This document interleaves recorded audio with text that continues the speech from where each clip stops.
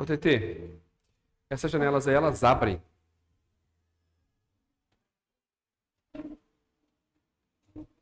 Eu quero que você lembre, por favor. Eu quero que você lembre, por favor, de pegar. Tá devocional aqui de amanhã e de segunda-feira. Tudo numa folha só, tá bom? Vou mostrar aqui. Tem uma para cada família. Dia 1, domingo. Dia 2, segunda, tá bom? Então nós faremos as devocionais em família. Então, simples. Tem um versículo, João 10, 11 para amanhã. João 10, 14 para segunda de manhã. Tem uma introdução, uma aplicação para vocês, pais, explicarem para os filhos. Depois, um compartilhar por família e depois oração entre a família, ok? Então não esqueça de pegar. Tem um para cada família. E amanhã está na nossa programação o tempo de hora silenciosa. Geralmente, logo depois do café, está aqui, depois você pega o seu, tá bom? Cada um pega um. Nossa hora silenciosa. Isso aí. Como vocês sabem, o tema das nossas conversas nesse acampamento será o Salmo 23. Talvez a porção da escritura mais conhecida do mundo todo. É possível que você conheça gente que mesmo que não professa nenhum tipo de fé ao acreditar em Deus, ela conhece o Salmo 23. Talvez você tenha alguma avózinha bastante religiosa que tem um Salmo 23 aberto assim na sala ou em algum canto da casa. Talvez você já foi em algum consultório e tem lá a Bíblia aberta no Salmo 23 ou um quadro desse Salmo. Fato é que esse Salmo, ele é um compilado do cuidado que Deus teve com Davi. O cuidado que ele foi obrigado a aprender a ter com as suas ovelhas, ele aprendeu a ter de Deus para com ele ao longo da sua vida toda. Interessante, uma das maneiras da gente ler esse Salmo 23 é a ideia de você imaginar que aqui ele está contando um dia na rotina de um pastor de ovelhas. Como se tivesse amanhecendo no versículo 1 e o final do versículo 6 é a hora de dormir e a hora de abaixar um pouco o farol, é a hora de se aquietar um pouco. E antes da gente começar a lidar em si com o Salmo 23, eu quero te convidar a abrir ou ligar a sua Bíblia no Salmo 23. Salmos 23. Vamos ler inteiro.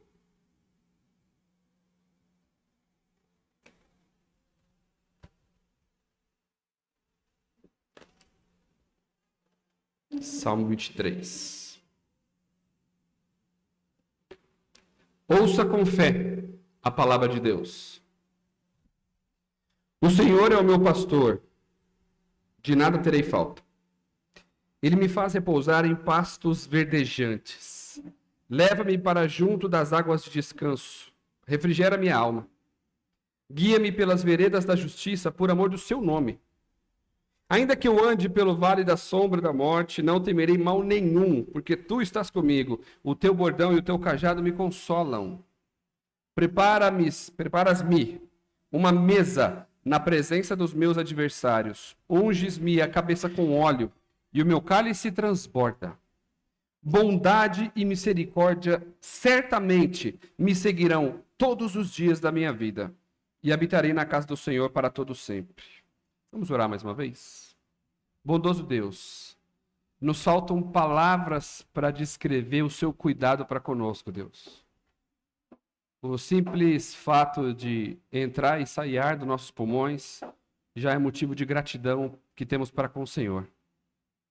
O que nós queremos, Deus, não só nessa noite, mas ao longo desse tempo que teremos aqui no acampamento, é aprender nos deleitarmos, descansarmos e aproveitarmos o cuidado que temos do Senhor. Deus, tantas coisas têm tirado a nossa atenção, o nosso descanso, talvez até a nossa vontade de continuar servindo, de louvar. Que nesse tempo que teremos aqui, nessas 4 ministrações, o Senhor traga renovo para o nosso coração de cuidado e descanso. Em nome de Jesus. Amém. É só o Pedrinho, gente. Tá empolgado. Antes da gente começar a estudar o Salmo, eu confesso a vocês que eu também fico ansioso, vontade de falar tudo hoje, porque é muito bonito o Salmo, né? Mas a gente vai aos poucos lidando com ele. Eu queria, como sempre a gente faz aqui na base, não é só entregar uma mensagem que vai te satisfazer hoje, que você vai entender hoje e amanhã você esquece. O nosso intuito, quando nós pregamos, é ensinar você a ler a sua Bíblia, para que você produza o seu relacionamento crescente com o Senhor Jesus, independente de nós. É muito bom estar aqui em comunhão. E o acampamento, ele nos lembra disso. E nós temos uma grande novidade para o ano que vem. Eu acho que vocês vão gostar. Eu não vou falar porque é o Vitor que vai falar. Mas muito legal. Então, a ideia da gente pregar da maneira como nós pregamos, ensinar da maneira que nós ensinamos, é produzir no coração da igreja, nutrir no coração da igreja um desejo por estudar a palavra de Deus. Não um desejo por me ouvir. Desejo pela palavra de Deus, para que você consiga produzir isso. Então, a primeira pergunta que a gente faz quando a gente lê um salmo, e a gente percebe muito claramente a diferença do tipo de texto de um salmo para quando você lê Evangelho de João, por exemplo, ou quando você lê Provérbios, ou quando você lê Gênesis. A primeira pergunta que a gente faz é por que existe esse tipo de estrutura? Ou esse tipo de estrutura literária na Bíblia? Qual a finalidade? Olha que interessante essa citação de um comentário muito bom. Quando abraçamos os salmos, nós nos juntamos a um amplo grupo de pessoas que por quase 30 séculos têm baseado os seus louvores e as suas orações nessas palavras antigas. Reis e camponeses, profetas e sacerdotes, apóstolos e mártires, monges e reformadores, executivos e donas de casa, professores e cantores. Para todos esses e para uma multidão de outros, salmos têm sido vida e respiração espiritual. O comentário do Hubbard Bush Lazor, ou Lazor. Atanásio de Alexandria disse sobre os salmos: a maior parte das escrituras fala a nós. Os salmos falam por nós. Quantas vezes a gente lê um salmo, principalmente os em que Davi está fugindo, e a gente se reconhece ali? Parece até um pouco de ousadia quando Davi fala: o senhor está dormindo, Deus? Não está me vendo aqui? Não está vendo o que eu estou passando? O senhor não percebe a minha angústia? Até quando vai ficar calado? Os salmos estão nos ensinando. E os salmos deveriam moldar as nossas orações. Os salmos nos mostram que é possível e devemos ser honestos com o Senhor nas nossas orações, como Davi era corajoso. Obviamente, sem faltar com o devido respeito ao senhorio e à soberania do Senhor. Os salmos, originalmente, eles foram escritos para ser uma instrução do louvor. Eles acompanhavam a leitura da Torá na sinagoga. O salmo ele é dividido em 5 partes, como se fossem 5 livros. E cada um desses livros acompanhavam os primeiros livros da Bíblia. O livro 1, Gênesis, o livro 2, Êxodo, Levítico, Números e Deuteronômio. Quando você fazia a leitura desse trecho das Escrituras, acompanhava-se com o louvor e as orações dos salmos, do saltério. Esse nome que nós usamos, salmo, ele vem da tradução do latim, que significa canções com instrumentos de corda. Talvez o nome hebraico seria o livro dos louvores, mas ele tem muito mais do que louvor. Existem vários tipos de salmos, porque eles foram compilados para isso, para acompanhar diferentes tipos de liturgia, para acompanhar diferentes momentos da vida. Por exemplo, o Salmo 1 é um salmo didático, um salmo de ensino. Quem lembra do Salmo 1?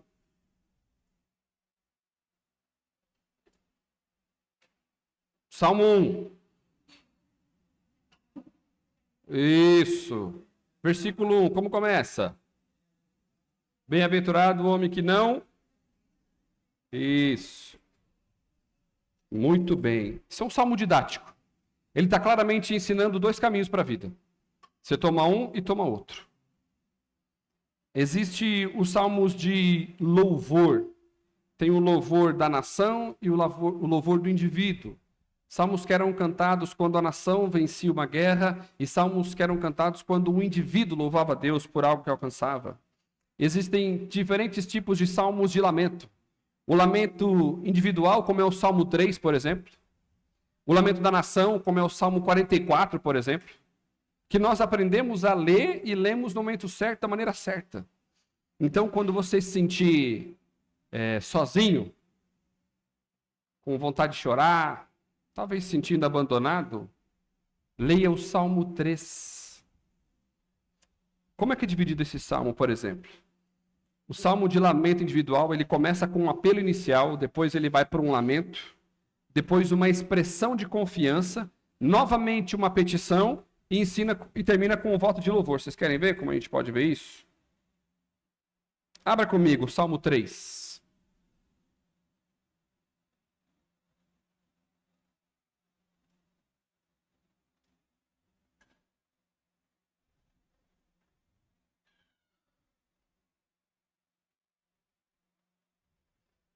Salmo 3.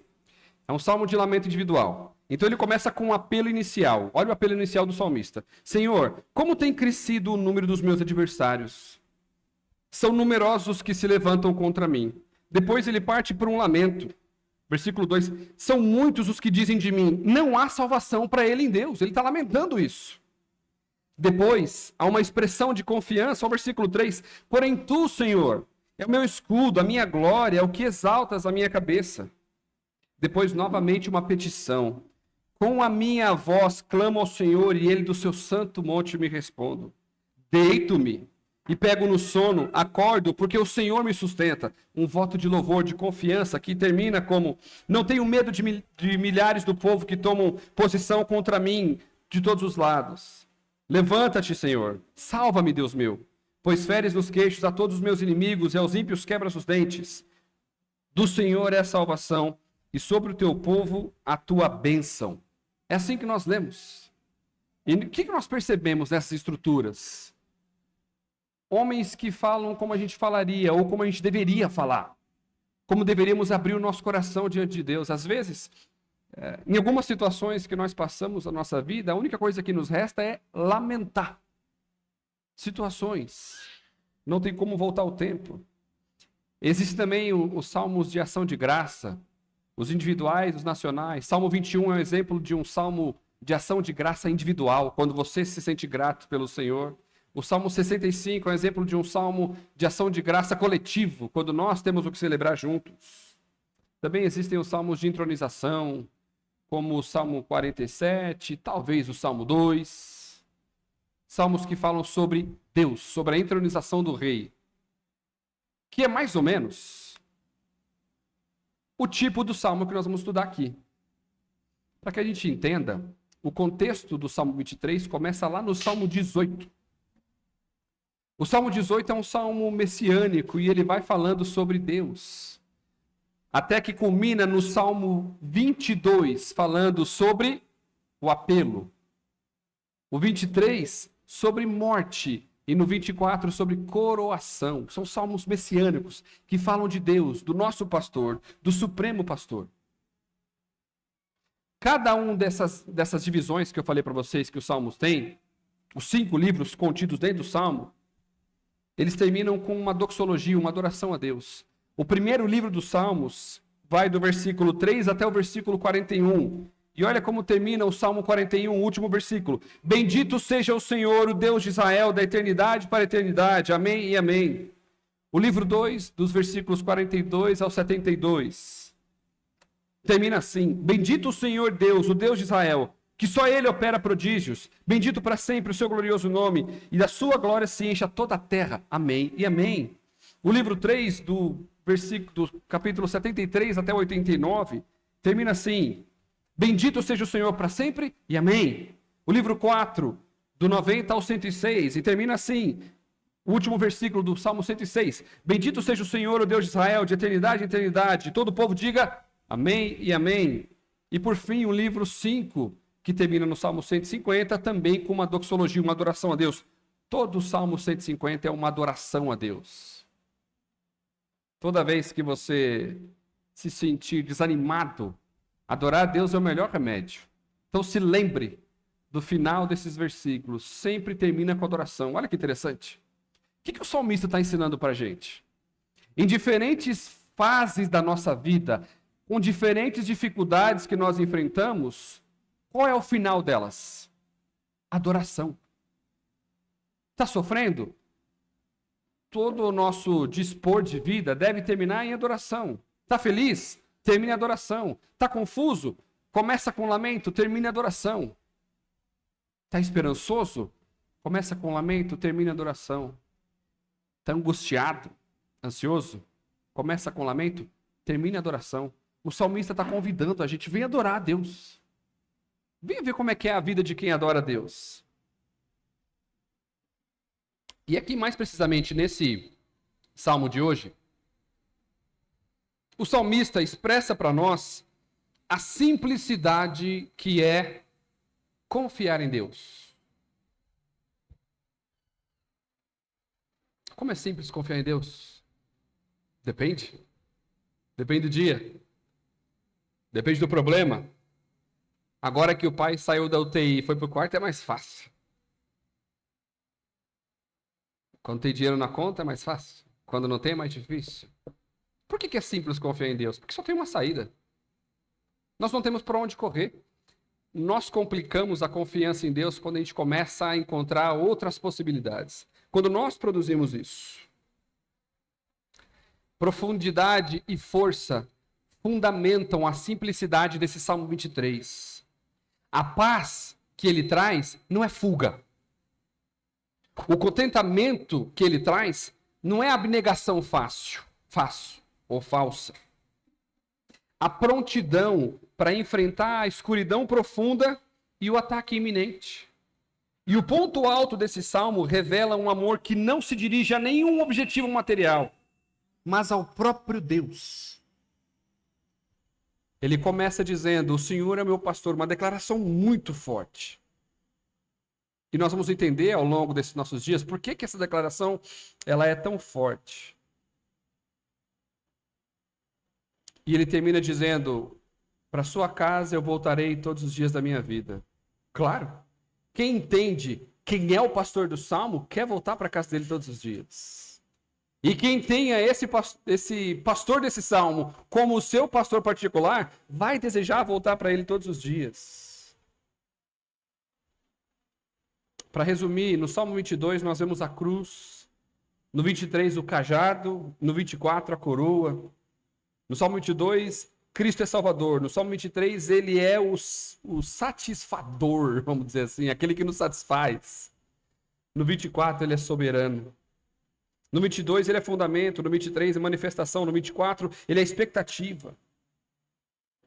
Ele nos dá a luz e quando ele virá aparecer, que imagem maravilhosa nós temos de Cristo nesses 3 salmos. E nesse aqui, mais particularmente, algo que trata do nosso coração. A primeira pergunta que eu faço para você, nesse primeiro trecho que nós vamos lidar hoje à noite, que é os versículos 1 e 2, é: em quem nós confiamos? Em quem você tem depositado a sua confiança? Eu vou ler mais uma vez. O Senhor é o meu pastor, de nada terei falta. Ele me faz repousar em pastos verdejantes. Leva-me para junto das águas de descanso. O Senhor, como nós frequentemente vemos no Salmo, ele ocupa um lugar enfático. Esse Salmo revela uma relação de compromisso que o salmista estabelece com o seu pastor. Interessante que na tradução em português, ele não traz tanto os pronomes como deveria. Meu pastor, eu não terei falta. Ele me faz repousar. Ele me conduz a pastos. Ele me conduz para águas de descanso. Ele está assumindo e dizendo para todo mundo quem é o pastor dele e qual a relação que ele tem com ele. Tudo no Salmo flui disso. Todo o entendimento que nós podemos ter desse Salmo flui do entendimento de quem é esse pastor tão precioso. Como eu falei, uma das maneiras de interpretar esse Salmo é entendê-lo como um dia, como se ele estivesse narrando um dia sobre os cuidados do poderoso pastor. Como será que é passar um dia sob os cuidados de Deus? O pastor sai com a ovelha assim que clareia o dia, sabendo quem é o pastor dele. Passa o dia em um lugar em que ele possa alimentar a ovelha, matar a sede, proteger do perigo. De noite, ele volta por caminhos difíceis, com perigos, confiando no Senhor somente. Aqui nós vamos ver a rotina de um pastor, de uma ovelha, nos contar das próprias experiências que ele teve com esse pastor.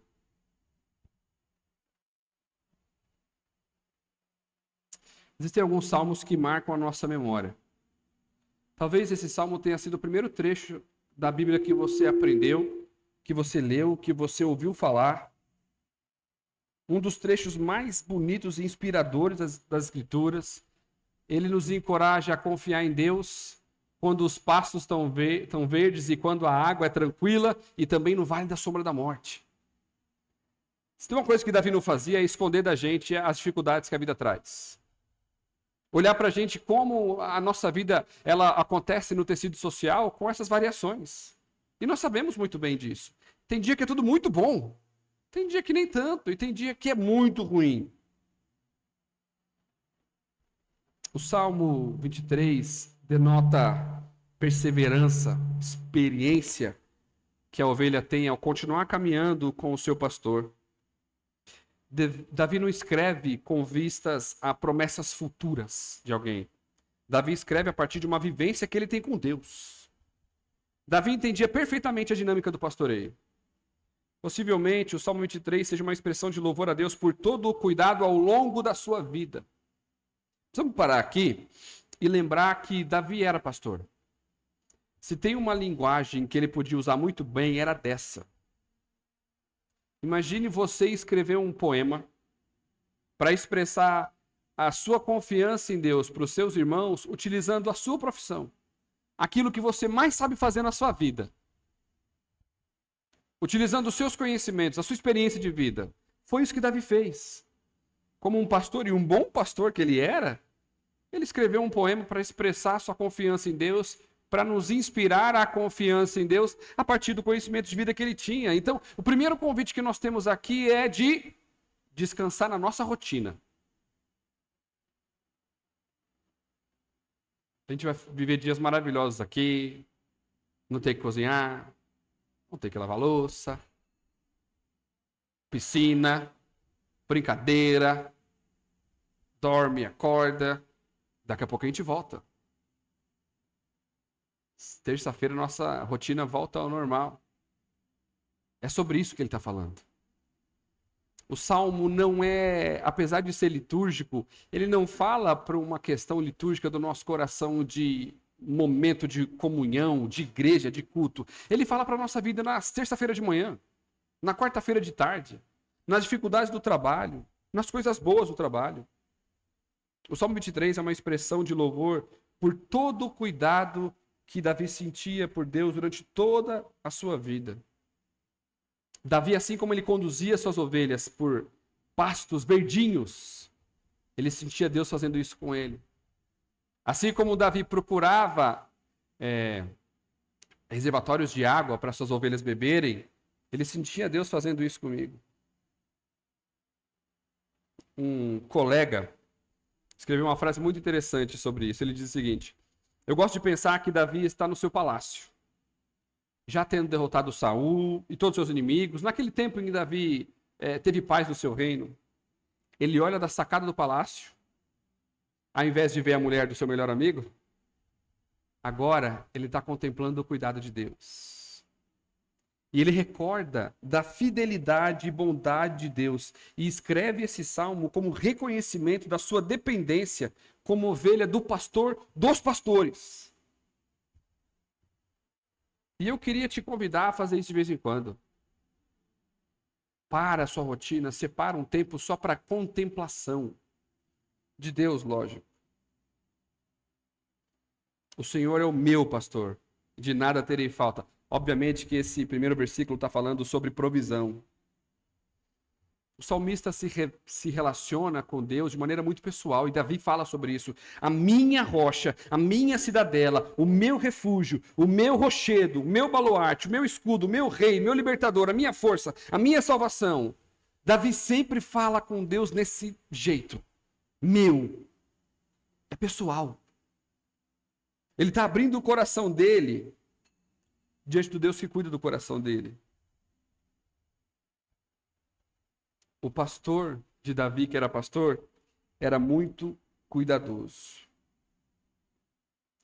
Quando ele diz que de nada ele terá falta, ele está se referindo a um contexto de muita sequidão em que ele vivia. Como que era a rotina de um pastor? Ele acordava de manhã, tirava as ovelhas do aprisco, e tinha 2 tipos de aprisco. No inverno era como se fosse uma espécie de uma gruta ou uma caverna, e o pastor dormia na porta. E no verão era como se fosse um semicírculo de pedras um pouco altas, e o pastor deitava na entrada desse círculo para proteger as ovelhas. Quem foi que disse: eu sou a porta das ovelhas? O Senhor Jesus. Por que ele ficava ali? Porque é a única entrada. O aprisco das ovelhas, e até hoje é assim, só tem uma entrada e só tem uma saída. Nessa muretinha que cercava, ele costumava colocar arbustos, coisas pontiagudas. Se algum tipo de lobo ou outro tipo de animal tentasse pular para pegar as ovelhas, não conseguiria. E na porta ele está lá para proteger. Davi fazia isso. Pequenininho, novinho. Ele sabia muito bem o que era dar a vida por uma ovelha. Nós sabemos disso. Ele falou que ele enfrentou leões, enfrentou ursos, ladrões. Uma criança. Imagina Davi. Por que criança que pastoreava e até hoje? A ovelha é um animal muito irracional. Não tem como você vender a ovelha para um outro pastor. Você vende a ovelha para um açougue. Porque ela não vai obedecer. Então, as crianças tomavam conta porque o período junto com a ovelha era muito grande. E não tinha como trocar de dono. Então, Davi dizendo, se eu, um menininho de 12, 13 anos, era capaz de dar a vida por ovelhas, meu pastor é capaz de fazer muito mais.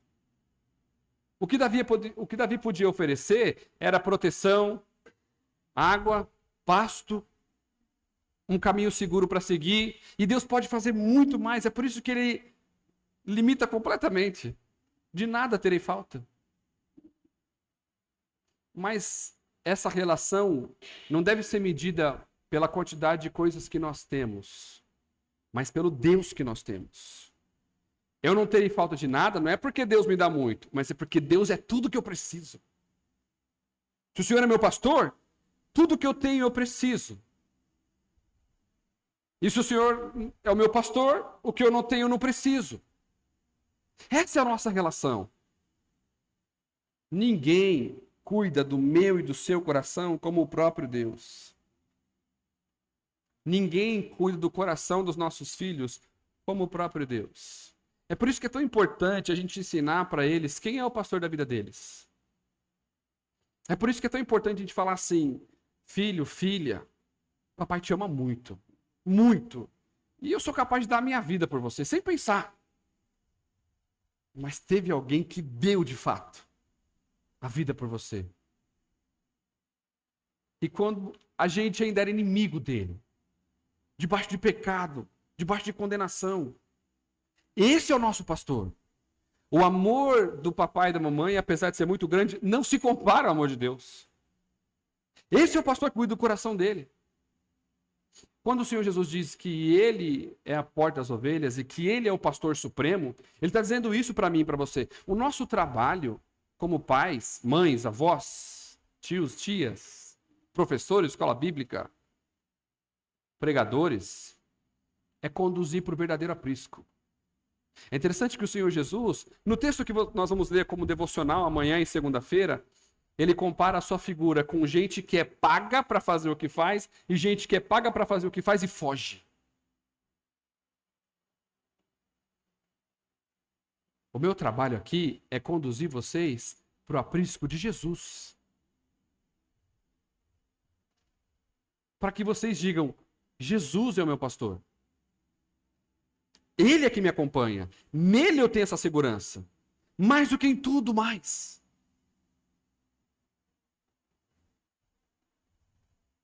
Davi sabia que ele não estava sem direção, porque ele tinha um pastor que guiava e cuidava dele. Davi sabia que ele não teria falta de nada, porque ele tinha um pastor que supria todas as suas necessidades.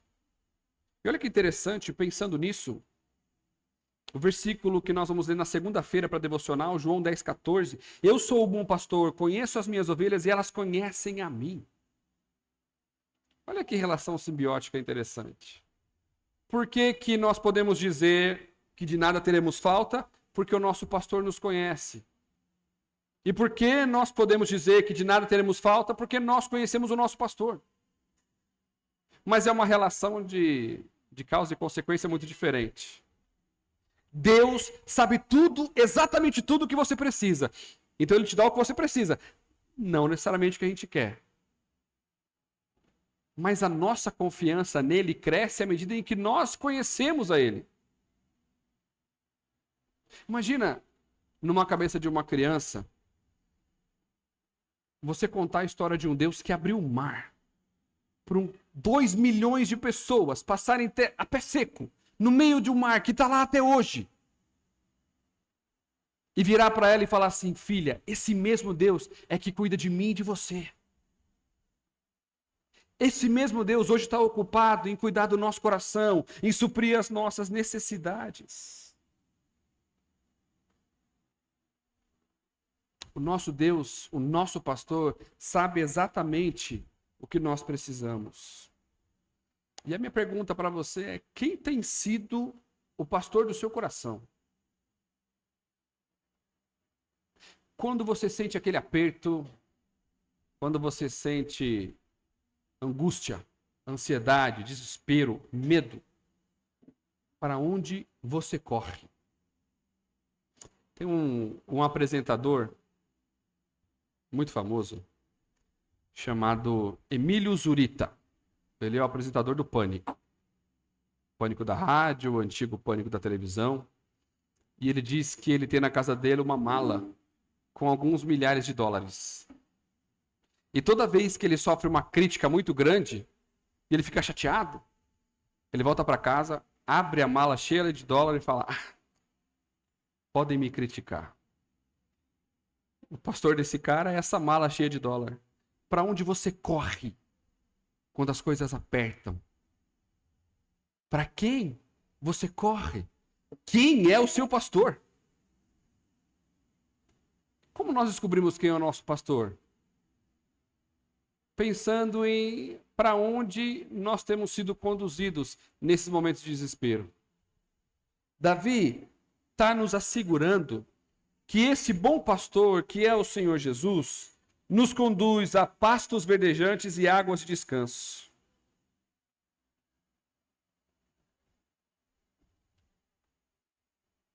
Davi tinha um pressuposto quando ele disse isso.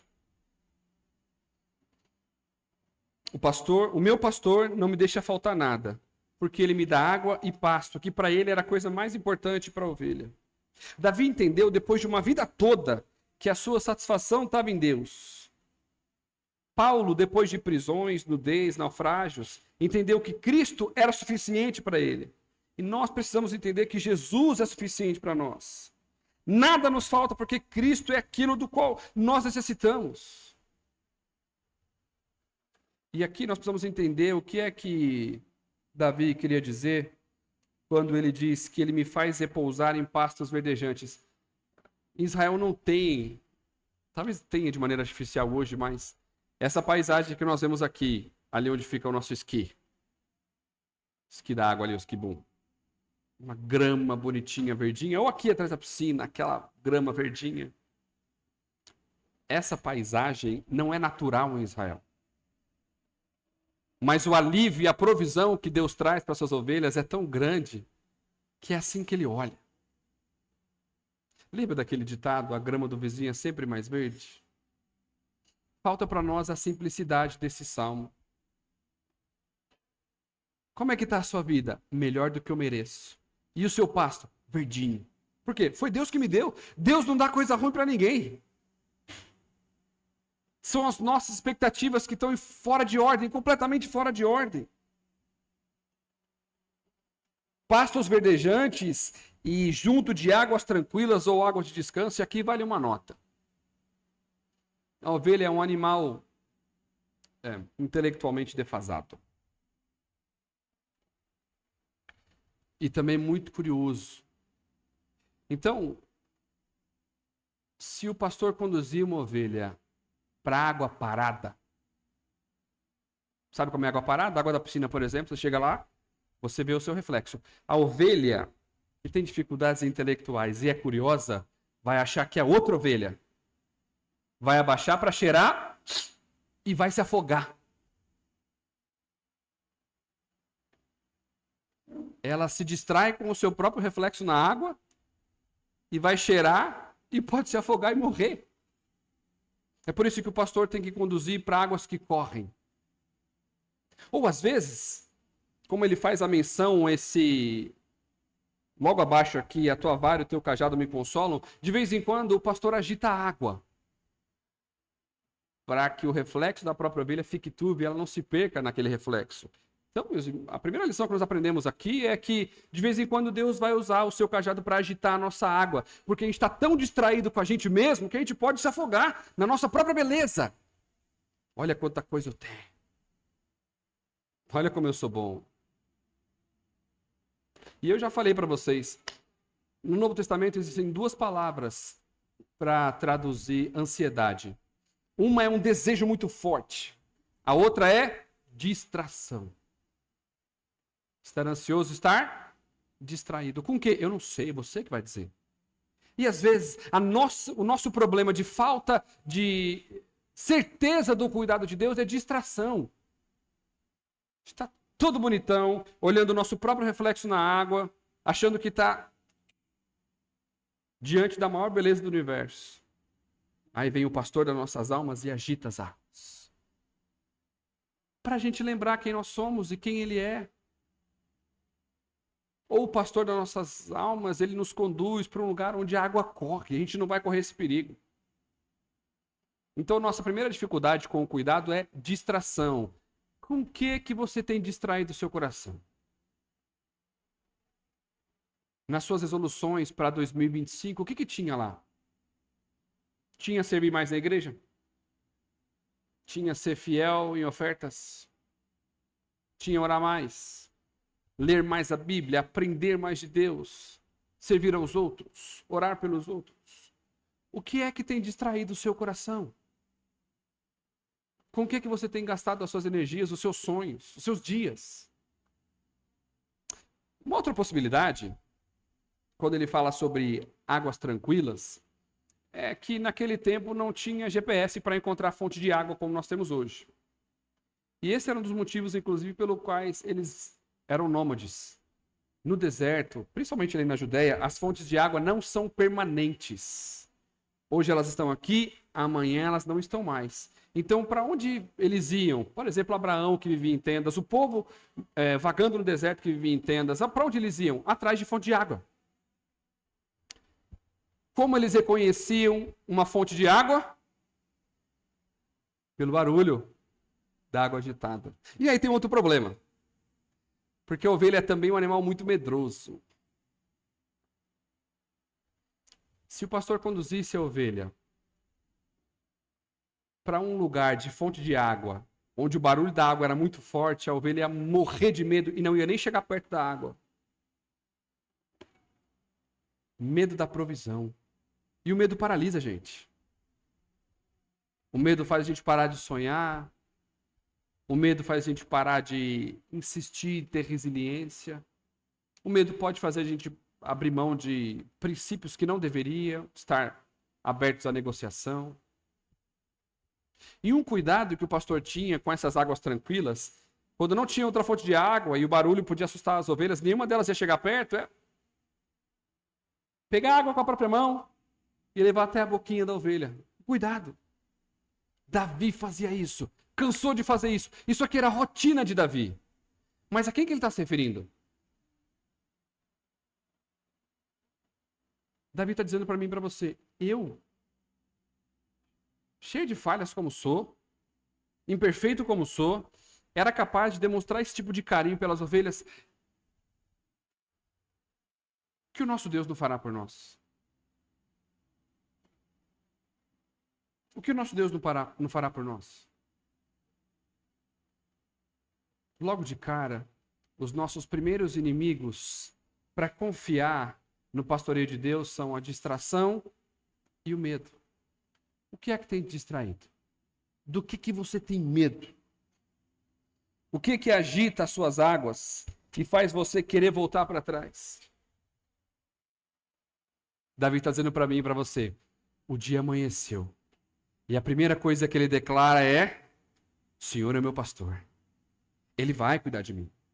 Até o final do dia, ele vai cuidar de mim. Até o final do dia, ele vai prover pasto verde e água tranquila para eu beber. Eu posso ficar tranquilo. Talvez nós passamos por fases na nossa vida em que a única coisa que a gente consegue fazer é lamentar, chorar, sofrer. E é tão difícil ler esse salmo com o coração aberto. É tão difícil ler esse salmo e confiar do fundo do nosso coração. Eu queria te lembrar de duas coisas. Na linguagem dos salmos, Deus é apresentado de 4 maneiras, sobre 4 perspectivas. A primeira, ele é apresentado como um justo juiz, como por exemplo no Salmo 1. No final do julgamento, há o justo juiz, que vai dar a sentença de um e de outro. A segunda maneira com a qual Deus é representado é como um guerreiro poderoso, aquele que livra o seu povo das batalhas. A terceira maneira como Deus é apresentado é como o Senhor da aliança. E a quarta e última é como pastor cuidadoso. Cuidado de Deus para com a gente não é algo que ele providencia quando a situação pede. É uma característica de Deus. Deus é muito bom em cuidar de mim e de você. Tem uma coisa que ele faz bem é cuidar de mim e de você. De vez em quando a gente está muito distraído para perceber esse cuidado, ou está com muito medo para olhar para o lado e perceber esse cuidado. Um outro detalhe interessante é como o homem é representado na linguagem dos Salmos. 3 palavras são utilizadas para se referir a essa parte material, a nossa alma, o nosso interior. A primeira fala sobre a vitalidade do homem, como se fosse o poder interior, aquela parte material que só Deus controla e que existe até que ele queira que exista. No hebraico, ruá. A segunda é leve ou levável, que é coração em hebraico. Fala sobre a vontade, o centro das nossas vontades, das nossas volitilidades. A terceira maneira que o homem é representado é com a palavra nepesh, que é exatamente essa palavra que Davi usa nesse salmo. Nepesh significa o resumo ou a soma total das necessidades do homem. Davi está dizendo para mim e para você que no fundo do ser dele, ele cria que Deus era capaz e poderoso para suprir todas as suas necessidades.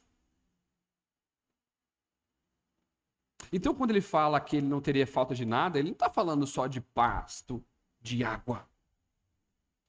Ele está falando de alegria. Ele está falando de confiança. Ele está falando de esperança. Ele está falando de sorriso no rosto. E às vezes, meus irmãos, a gente tem que sorrir doendo.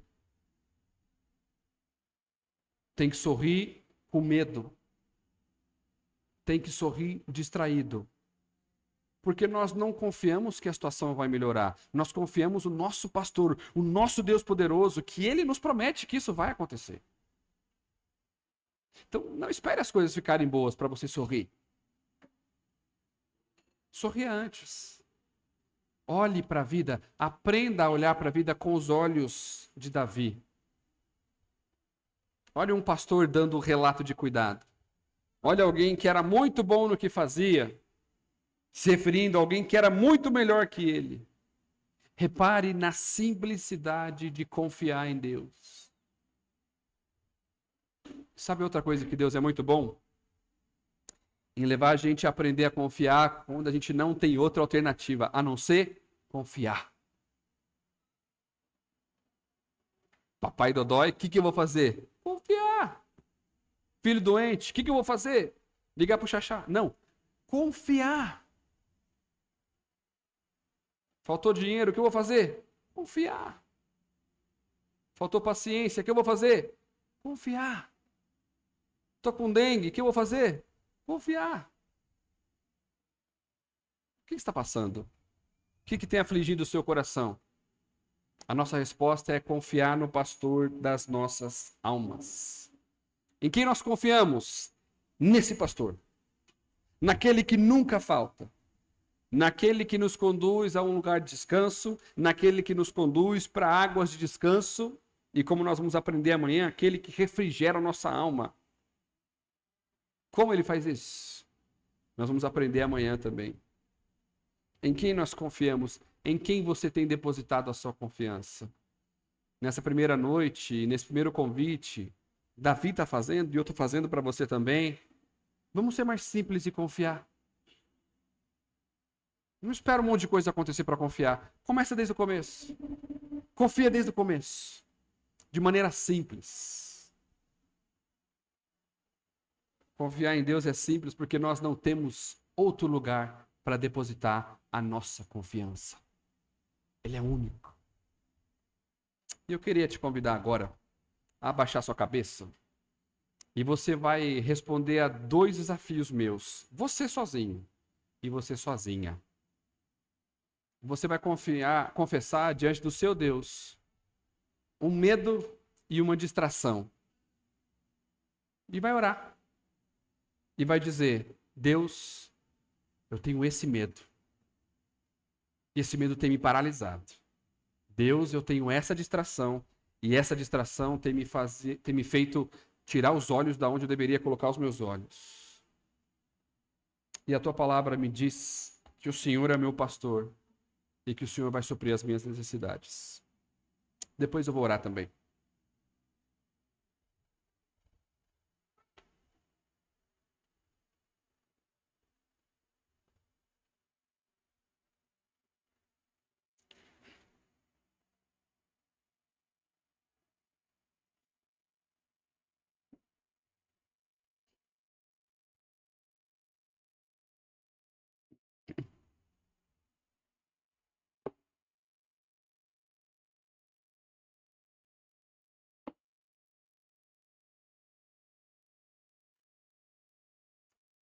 Senhor, Wallace, tenho andado muito distraído com o futuro. Tenho me preocupado muito com os próximos passos que nós devemos tomar como igreja. Isso tem tomado a minha confiança. Isso tem me tirado o sono. Tem me feito duvidar do Deus que eu sirvo. O Senhor sabe, Deus, quantas vezes eu duvido que eu deveria conduzir esse povo. E essa distração tem consumido as minhas energias, Deus. E como essa palavra ministra ao meu coração em primeiro lugar, Deus. Eu clamo a tua misericórdia. O Senhor é o meu pastor. O Senhor é o meu pastor. Não existe outra resposta. Senhor, eu tenho muito medo do futuro dos meus filhos e da minha esposa. Eu tenho muito medo de faltar, Deus. E é o Senhor que cuida deles, não sou eu. O Senhor é meu pastor. O Senhor é meu pastor. O Senhor é o pastor dessa igreja, de cada um de nós aqui, Deus. Nós colocamos diante do Senhor, do teu trono de graça, da tua cruz redentora, os nossos medos, as nossas distrações. Nós não temos outro lugar para ir, Deus. E nós confiamos que o pastor das nossas almas vai suprir as nossas necessidades. Aleluia. Aquele que não falha e nunca falhou. E é poderoso para cuidar do nosso coração. Deus, eu sei que se eu faltar amanhã, o Senhor é o pastor dessa igreja. Eu sei que se eu faltar amanhã, o Senhor é o pastor da minha esposa e dos meus filhos. Me ajuda, me ensina a simplicidade de confiar no Senhor. Me ensina a simplicidade de deitar no travesseiro e dormir e descansar, porque o Senhor está cuidando de tudo, Deus. Eu oro porque eu sei em quem eu tenho crido. Eu sei que o meu Redentor vive. E eu sei que os seus cuidados sobre mim nunca são diminuídos, sempre são redobrados. E eu sei que isso é verdade sobre os meus irmãos e meus amigos aqui. Nós abrimos o nosso coração diante do Senhor. E agora nós vamos provar de bons tempos aqui, Deus, em comunhão, porque nós sabemos que o teu cuidado também se manifesta através desses queridos que têm cuidado de nós, Deus. Obrigado por essa igreja, Jesus. Obrigado por cada irmão que, à sua maneira, tem cuidado de nós, pessoalmente da minha família. Obrigado porque muitos de nós podemos testemunhar desse cuidado do Senhor. Obrigado porque o Senhor tem levantado pessoas para fazer isso, tem trazido mais pessoas para que a gente se ocupe com isso. E que agora a gente possa desfrutar de uma boa refeição, de um bom tempo juntos, de risadas, de alegria, porque o nosso pastor não dorme, o nosso pastor cuida da gente. Aleluia, aleluia. Louvado seja o teu santo e precioso nome, agora e para sempre. Santo e santo é o Senhor. Nós te louvamos e te adoramos. Aleluia. Aproveito agora, Deus, para agradecer pelo alimento.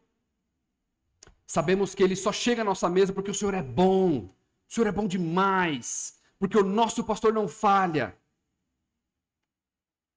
Nos ajude a ser gratos. Que ele nunca nos falte nem nos faça mal. Em nome de Jesus. Amém. Deus abençoe, meus irmãos. Daqui a pouquinho o jantar vai estar liberado. Dá tempo, né? Você ir para o seu quarto, colocar a sua roupa. Fica de pé, André. É isso que nós queremos. Por favor, olha lá. Já ganhou. Então agora você tem... Bruno, tá pronto, Bruno? Que isso.